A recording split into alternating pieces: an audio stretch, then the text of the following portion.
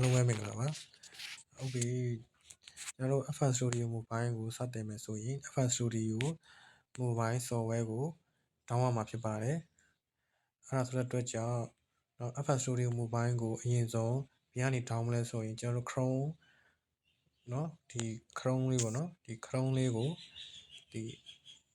ဝင်ရမှာပေါ့เนาะChrome မရှိတဲ့လူက Play Store မှာ Chrome လို့ရိုက်ရှာပြီးတော့ Chrome ကို download လိုက်ပါChrome ကို down လိုက်ပါအခုကျွန်တော်က Chrome ကို down ပြဖြစ်တဲ့အတွက်ကြောင့်မ down တော့ဘူးပေါ့နော်ဟုတ်ပြီကျွန်တော်ကြားပါတယ်အခုကျွန်တော် Chrome ကိုဝင်လိုက်ပြီ Chrome ဝင်လိုက်ပြီဆိုရင်ဒီ server လေးမှာဘာရိုက်ရှာမလဲဆိုရင်ဟို FL Studio Mobile version လို့ရိုက်ရှာလိုက်မယ်နော်အခုနောက်ပေါ်တဲ့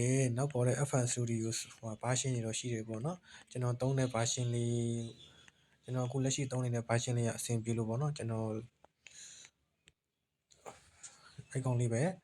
အသုံးပြုထားပါတယ်အဲ့ဒါလေးကဘယ်ဟာလေးလဲဆိုရင်ကျွန်တော်ပြောပါမယ်အမှကျွန်တော်ဒီ happy mood เนาะဒီ happy mood တဲကိုဝင်လိုက်ပါ happy mood တဲကိုဝင်ပြီးသွားရင်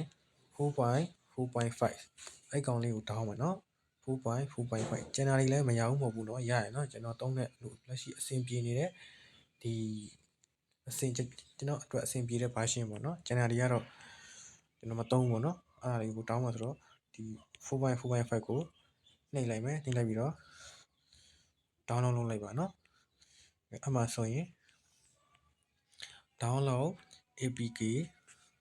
ဒါလေးကိုနှိပ်မယ်ခဏလေးစောင့်เนาะဒါမှ6 second ဆိုတာ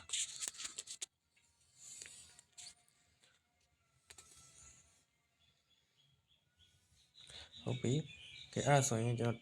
download apk လေးကိုနှိပ်လိုက်မယ်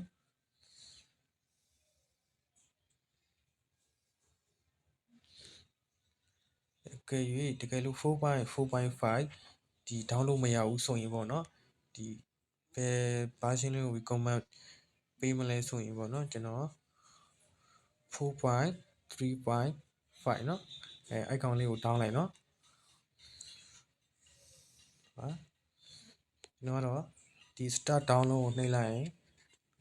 download နေလိမ့်မယ်ပေါ့เนาะ continue အဲ့ဒီကောင်လေးကိုပြည့်အောင် download လုပ်ပြီး install တင်လိုက်เนาะအဲ့လို install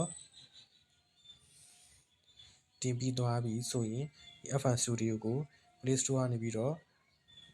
ပတ်စံပေးစရာမလိုပဲနဲ့ကျွန်တော်တို့အသုံးပြုလို့ရပြီပေါ့နော်ဟုတ်ပြီကျေးဇူးတင်ပါတယ်ကျွန်တော်ရဲ့ channel လေးကိုလည်း like and subscribe လုပ်ပေးခဲ့ကြပါဦးခင်ဗျာ